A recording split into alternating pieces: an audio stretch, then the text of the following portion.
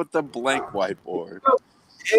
I didn't have time Just nothing on there. put anything on the screen. I didn't have time. Yeah, I like that you're still going for the rushing whiteboard. home to set up. The dog has not barked all day, and like right when we were coming back in, he started barking. Perfect timing. He's live streaming. Big shout out to the dog. He loves it. Where my dog's at. Welcome in, everybody. We got a short show for you. It's Wednesday, so we got that 30-minute time slot. We're going to go, pretty much through as much as we can, but hit us up at the link if you have any calls. Yes. The Padre fans, if you have any immediate hot take reaction to today's game. NBA Finals going on right now. And pretty much all-day baseball, which is great because of how they're having to just, knock these playoff games out. Yeah. Tyler, I don't know what you got a chance to see today, but how was your day in general? It was good. I got to watch a lot of baseball. Kind of had another screen next to me pretty much all day, watching the games. In fact, I'll go ahead and apologize to be pretty unprofessional from me, but about 6 inches below the camera that I look at when we do the show is my phone with the Dodger game streaming. So you're gonna see a lot of this kind of throughout the show. But no, I've got to catch a lot of baseball. Been loving it. It feels like the NCAA tournament, just like games on all day. And it's been as much as I hate this format and I hate the expanded playoffs, I've been loving it as a viewer. So got to go for that. Ronnie, how's your day today? It was good. It was very busy at the bank, and then tomorrow, can't wait. Going back to opening at 9:00 for some reason. First of the month. And the first of the month. Wake up. But, yeah. The other bummer about that is going back to opening early, or regular, first of the month, obviously. But they're also taking away our little bonus working through the Rona stipend, even though... your lunch? No, we still got the lunch thing going. Oh, you still got the lunch? Okay. Bless up. But... even though a whole bunch of the other branches still haven't opened, they're just taking that thing back. I'm like, isn't that the whole point of you guys stayed open? Here's a little extra, ducats for your hard work. But nah, it's over. Yep. Good times are over. Fun while it lasted. Let's get right into it. Let's talk baseball. As I already told you guys, I'm going to be leaning on Tyler for this one. He's going to keep up with some of the action. Keep talking real quick. I'm going to close my window because this dog is driving me crazy. Oh, that's my dog, dude. That's my guy. All right. Shout out to the dog. Also, real quick, just want to throw that up there. Nick, thank you. Hashtag suck at mosquitoes. Please use the hashtag on all social media formats. And we had this conversation earlier, actually. Nick messaged me on Facebook. Is too much sports a bad thing? I'm going to say no. And I told you my solution for that is all I see when I read that is a guy that doesn't have enough TVs. So True. Get your weight up, Nick. Come on. It ain't that hard. Go over to the Salvation Army, get an old TV. Yeah. Stack them up. My dad did it. He lived the dream. I was gonna say just give the Baron a call. He'll give you some helpful advice on that. He's got a guy with some old TVs. So now this is the new sleek look one. True. But pretty much every TV that you see here was inherited also. So people are getting rid of the old TVs. Oh, it doesn't have HDMI. It doesn't have this. Or TVs are super cheap too, which means the used TVs are basically free. So, Nick, I know you're looking to move into a house soon. Congratulations on that. But it's time to make the jump, my friend. TVs are cheap and plentiful, and you can watch everything. So I'm going to say no in response to your question there. There is no such thing as too much sports. Get my thing. Sorry, go ahead, Tyler. Oh, yeah. No, but the MLB, like I said, it's just been great watching all day. I mean, the first game was at 9 o'clock this morning. That game actually went 5 hours, too, just because that was the Red Braves game, which ended after 13 innings. Final score, 1-0. There we go, boys. Yeah, this was a stunner for sure. I believe Tyler told me there was 37 strikeouts in the game.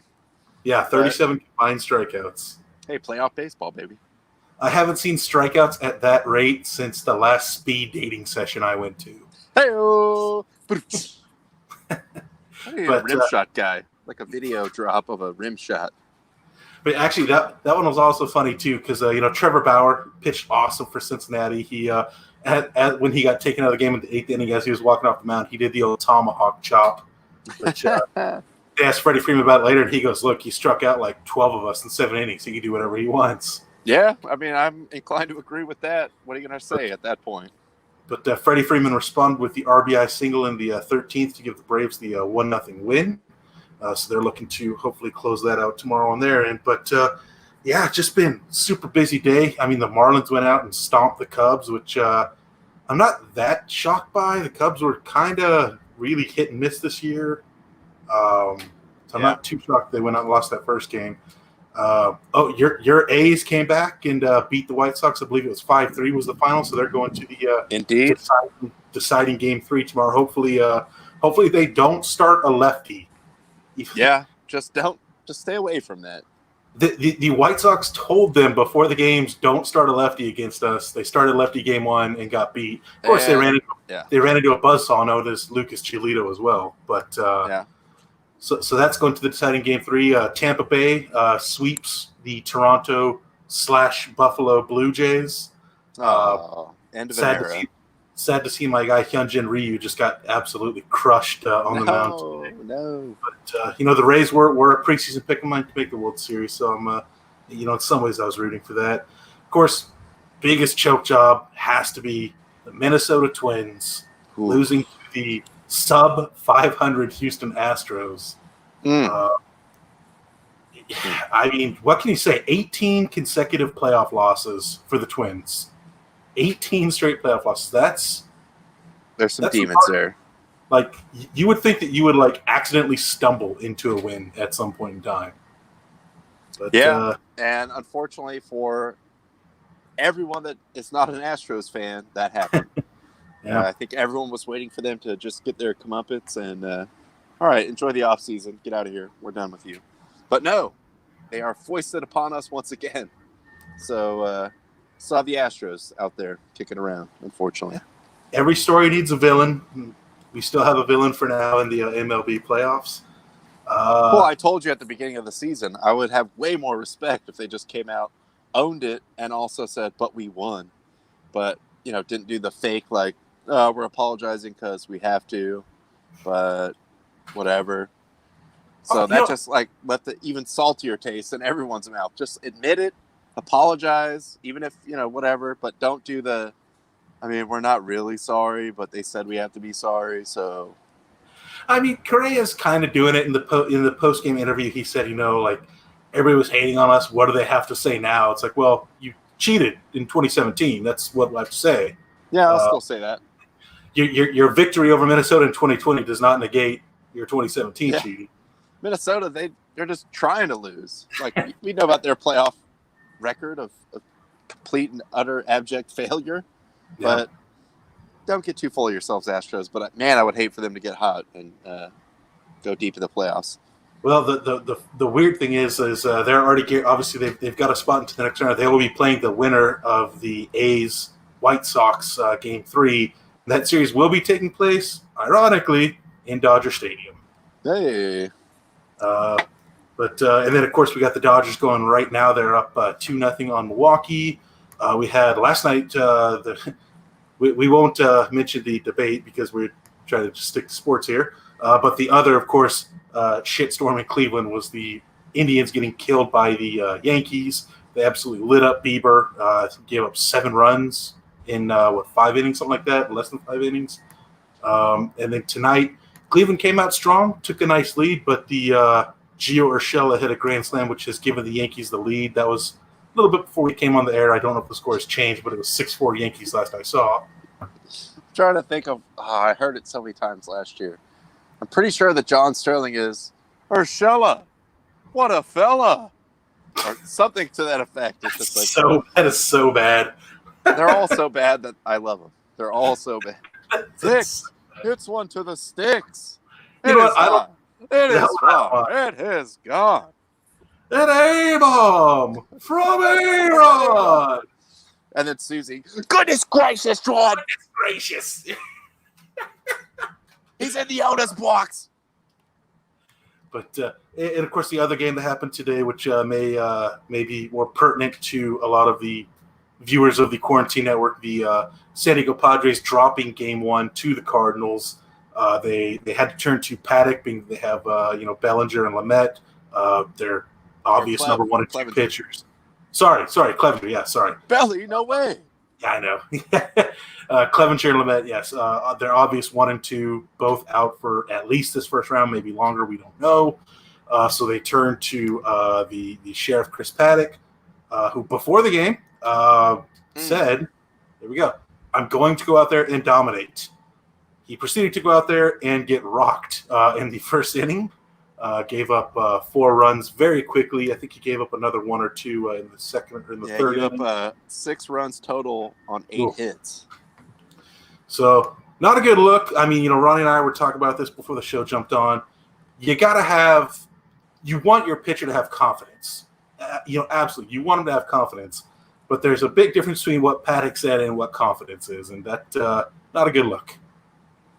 Yeah, I was telling Tyler this too. You guys know I worked in and around the Padres clubhouse and stuff in previous years. Paddock, don't get me wrong, he is a legitimately nice guy. He's a young kid, but he's so high and low that go out there, get yourself amped up for a game, whatever. But when it goes bad for him, and this season's been very up and down, mostly down for him after everyone was like, this guy's a future ace. Then we're going to get, Clevenger. We're going to lock this rotation down. And he just takes it really hard, when he loses. Mm-hmm. So hopefully he grows out of that. This season, he just hasn't really been able to, locate his fastball. And really is a 2-pitch pitcher. I mean, the A+ pitch that he has is the changeup, but he still has the young pitcher problem of trying to fastball his way out of bad situations. But his fastball in 2020, it's kind of average, 93, 94, sometimes 95. Doesn't really move. Doesn't really move a lot. So what made him good last year was that he could locate it, and this year he just hasn't really been able to consistently locate that pitch, but then still tries to fall back on it as opposed to throwing the changeup. I think he should throw it way more than he does, but he'll figure it out. I don't know at this point. I know the big talk coming into the season was he's working on the curveball. He's going to finally have that's the pitch that's going to open everything up for him because he'll have 3 pitches now. It's still definitely a work in progress. So if you're just only fastball, changeup, very plus changeup, average fastball, that's not going to be ace type material. You're going to get found out. And even if he did have, this is going back to my earlier point of him just getting way too high and way too low. You're going to get rocked at some point going against major league hitters. You're going to have a bad game. Can't just die off of that because we'll see you again in 5 days. 5 days. Yeah. Don't carry that over into the next one. So he just has to kind of get more on an even keel. But the other thing I want to say to the Padre fans, as 2 Dodger fans here, is for one, welcome to the playoffs. Congratulations. I know Absolutely. It's a drought. And also, the playoffs suck a lot of the time. So they do. They suck. Get ready for a lot of devastating losses. Hopefully they pull it out. They do have the advantage of playing these at Petco. I did see Callum was out at they're having a fan viewing tailgate thing. Pretty cool of him to do that. Yeah. I didn't see a big wide shot or any numbers on how many people showed up, but it seemed like it was a pretty good turnout. So at least Padre fans are able to go and enjoy some of this playoff baseball in that format, which is cool. But got to bounce back tomorrow. Otherwise, that's it. So we'll see. Patrice, we're going to get to your question in a second because we're going to jump to the NBA, but I did want to answer Nick's question. It has to do with the Major League Baseball here. This was something I actually texted Ronnie about Monday night because I hadn't really thought about it. But with once they get into the bubble, it's games every day. There's no travel day. So if you've got a 5-game series that goes 5 games, you're playing in 5 in a row. Instead of the usual 3 or 4-man pitching rotation, you're going to either have to go with a full 5-man or you're going to have to make those decisions of, can I afford to do a bullpen day? And if you're going to do that, you have to hope that your starting pitchers are getting 6-7 innings because you will blow that bullpen out so fast. So this is going to be a really interesting playoffs just from a managerial standpoint of like what's their plan. Like the Dodgers, for example, their pitchers haven't been going 5 innings all year. I wonder if that's a strategic thing by Dave Roberts, where now he's going to say, all right, guys, like I'm going to let that leash go. Gonsolin, if you can give me 90 pitches, do it. May, if you can give me 90 pitches, do it. I'm not going to pull you after 4. It's really, like I said, it's just going to be interesting because we've never seen this before. So I'm really interested to see how managers react to this. Yeah, and there's just extra games anyway because there's no 1-game playoff. There's 16 teams in there. Starting off with a 2 out of 3. Tyler was telling me, there's a lot of teams he's seeing where they're running the number 2 guy if he's healthy to start that first game, hoping they get that win, and then the ace to close it out. But you're going to have to get creative with this, especially when they get into that bubble where there aren't going to be the travel days.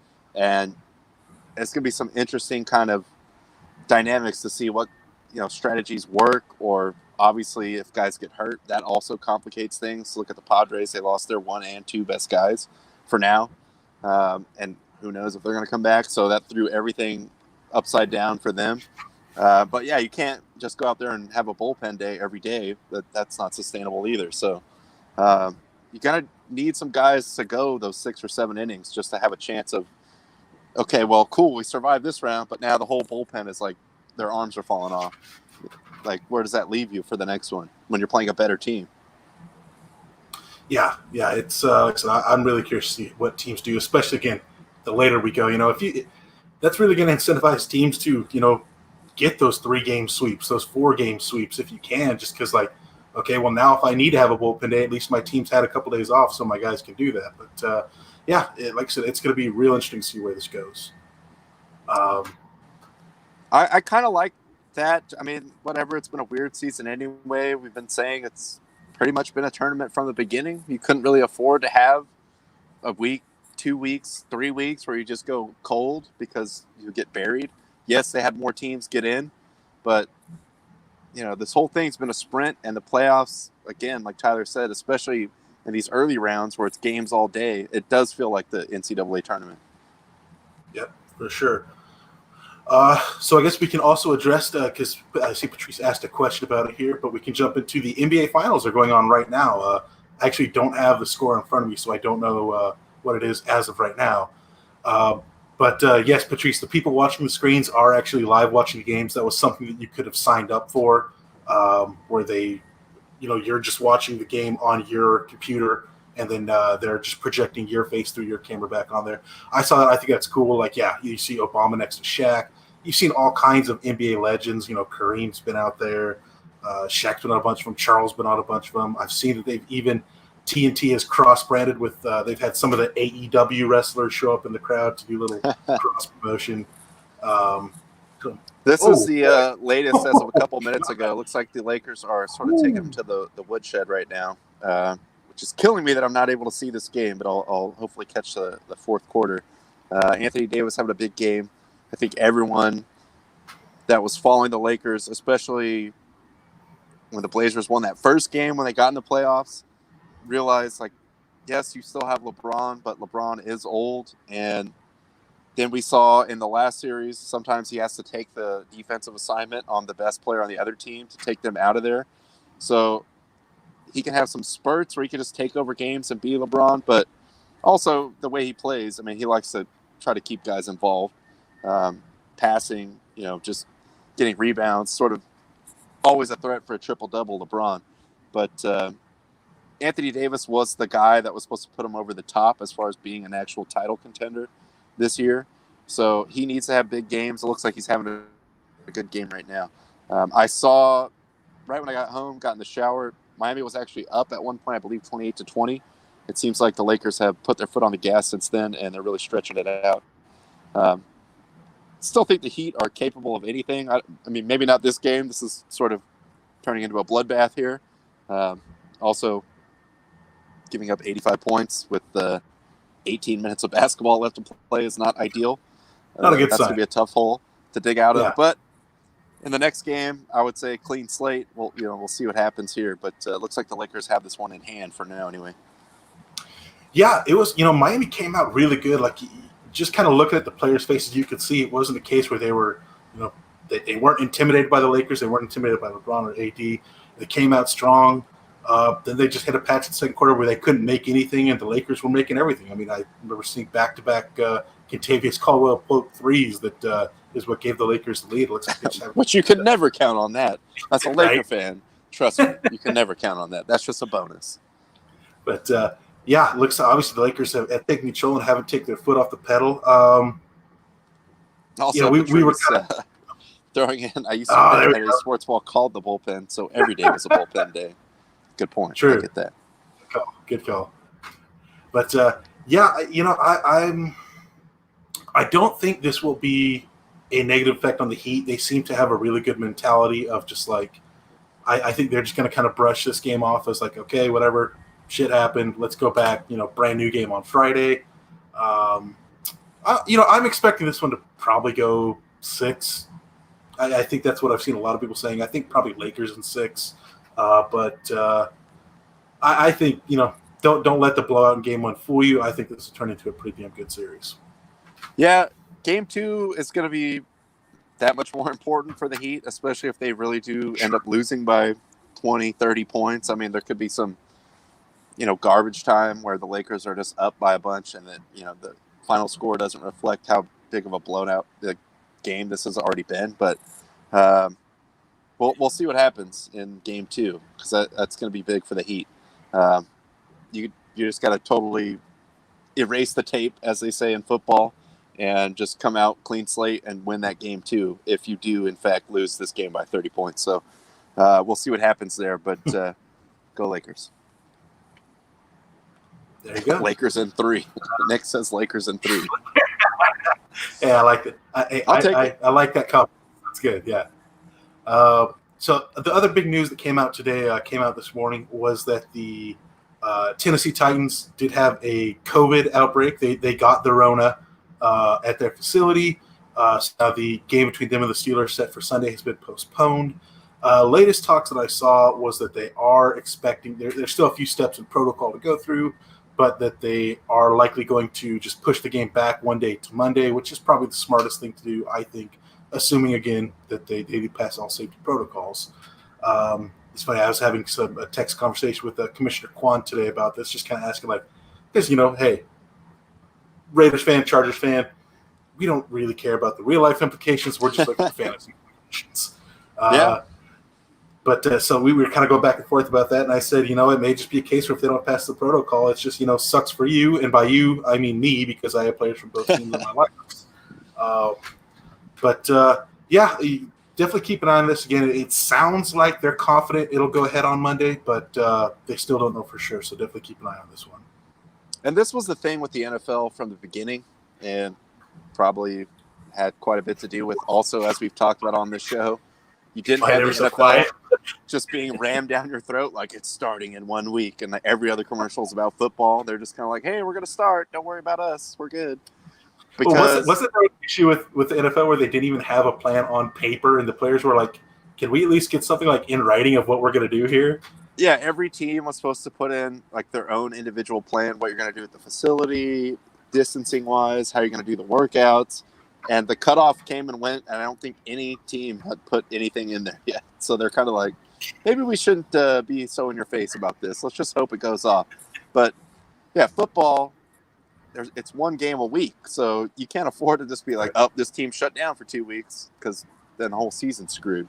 I know our fantasy league, as Tyler was just talking about, we agreed to still play for some money, but reduced because of this very thing. Like, we don't know what's going to happen. Do they make it through a season? Do teams get shut down? What does that do to your players on your fantasy team? So I still love fantasy football, but yes, this is where it's going to get complicated. And I know it was kind of being kicked around. Could be Monday, could be Tuesday, which Tuesday kind of would be cool because then you go Sunday, Monday, Tuesday, and Thursday, which, I mean, Thursday is technically an NFL game, but they just put the worst game they have on Thursday because they know degenerates like us. Can't wait. Shout out to Jets great Bart Scott for that infamous quote. But yeah, you can't. Monday is probably the only logical way to do this because if you go to Tuesday, now you're screwing up two teams for 2 weeks as far as like their timeline of game preparation, practicing, the off day if they win or whatever. It throws the whole thing off. So they're just going to have to kind of like jam it in there. I think Monday is the only thing that really makes sense, but there's no official word on that yet. Most likely looks like it's going to be on Monday, and we'll have 2 Monday Night Football games. Yeah, and it's not, I guess it could have worked better if they just got lucky in these where, two teams that had the same bye week, then they could just say, well, we'll just do it, push this game back to week 9 and, you lose your bye week or you have to take your bye week in week 3. But again, we'll see what they're doing. It's the whole situation is, as much as you try to prep for it, it's also kind of flying by the seat of your pants as well. So we'll wait and see what they do. It sounds like, again, they're confident that they can just, push this back one day and still play their game. Although it is going to be curious to see how this affects Tennessee because they've had to close down the facility for the last couple of days. So yeah, be real interesting to see what they do. We could get a Thursday night looking game on Monday in that game with 2 wildly unprepared teams. Well, I guess the Steelers have an extra day, but who knows what this does to the Titans. Tennessee will just feed Derrick Henry anyway. It's fine. Just show up, hand the ball off, play good defense, and usually works out. Yeah, it's fine. I do like Nick's idea that teams would play in the bubble suits or the big sumo suits. padded suits. For that. I'm all for that. Hits. Yes. Yeah, let's see it. All right, well, I see we're up against it. That's pretty much all I had. Ronnie, do you have anything else that you wanted to go over today? No, just happy the baseball playoffs are going on. And, I'll say it. Good luck to the Padres. I'd like to see them just get brushed aside in 2 games after a long wait to get back in the playoffs. So I know a lot of people here are excited about it. I'm rooting for you guys, at least in that first one. Come on. Let's get a series win. That'd be nice for the city. So we'll see what happens tomorrow. Hopefully they get another game on Friday if they win tomorrow. But a lot going on. I still disagree with Nick's theory that there could be too many sports. Never that. Get more TVs. Yes. Watch them all. Exactly. No, it's going to be good. Looking forward to, again, we're going to have a big slate of baseball tomorrow as well, so that'll be fun. Other than that, guys, stick around here on the Quarantine Network. We got the Anti-Bev should be coming on right about now. So definitely check that out. We'll be back again on Friday. As always, guys, we love you. Keep the fire. Keep the fire.